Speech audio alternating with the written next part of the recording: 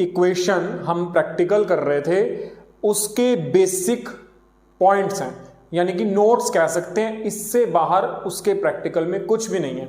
Accounting equation में सारी basic entry हैं जो हमारी डेली रूटीन के ऊपर बेस्ड है, पर हमें नहीं पता वो डेली रूटीन पे बेस्ड है। जैसे गुड्स को खरीदना उधार में, बेचना उधार में, ये सारी चीजें उधार में बेच रहे हो, उधार में खरीद रहे हो, ठीक है, दोनों चीजें कैश में भी हो रही हैं, पर हमने कभी ध्यान नहीं दिया।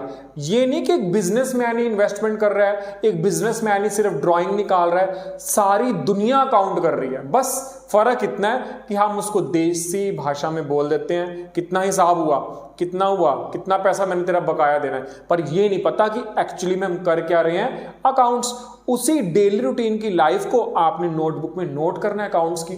जिस बच्चे को ये सारी बात समझ आ गई उसके लिए अकाउंट्स के प्रैक्टिकल में कुछ भी नहीं रह गया। यही अकाउंटिंग इक्वेशन के अंदर है, इससे बाहर कुछ भी नहीं है। आप नोट करके देख लो, प्रैक्टिकल लाइफ में आपकी मदर कोई ना कोई सेंटेंस बोल रही होगी, इतना पैसा उसका उधार रह गया, इतनी मैंने उससे चीज खरीदी, आपके फादर भी सेंटेंस बोल रहे होंगे, पर ध्यान आपको देना है इस चीज के ऊपर।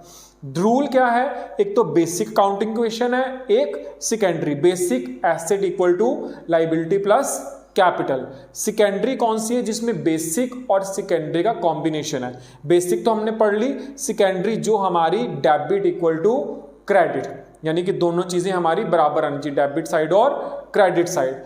तीसरा, अकाउंटिंग इक्वेशन के फंडामेंटल्स क्या हैं, 3 इक्वेशन आती हैं इसके अंदर। Asset equal to liability plus owners equity.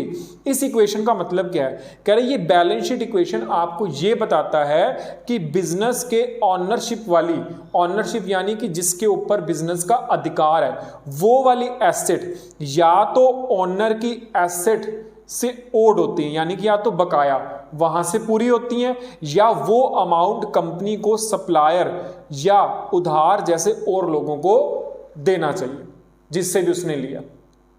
दूसरी है liability equal to asset minus owners equity.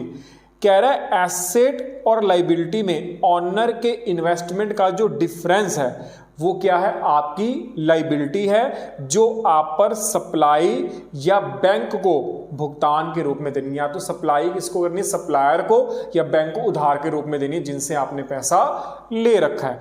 Last equation है honours equity asset minus liability, यानी कि ऑनर के इक्विटी के अधिकार को दिखाना कि ऑनर का एक्चुअल राइट पोजेशन, उसको रिप्रेजेंटेशन करता है। ये आपका बेसिक कॉन्सेप्ट है अकाउंटिंग इक्वेशन का, इससे बाहर कोई प्रैक्टिकल नहीं है। ये लग थ्योरी की फॉर्म में रहा है, पर ये सब प्रैक्टिकल है। और सबसे इंपॉर्टेंट बात पहली वाली जो मैंने बोला, बेसिक एंट्री जो हमारी डेली रूटीन की लाइफ में है। जब आप इस डेली रूटीन को ऑब्जर्व करेंगे, अकाउंट्स के चैप्टर में इस प्रैक्टिकल में कोई प्रॉब्लम नहीं आने वाली।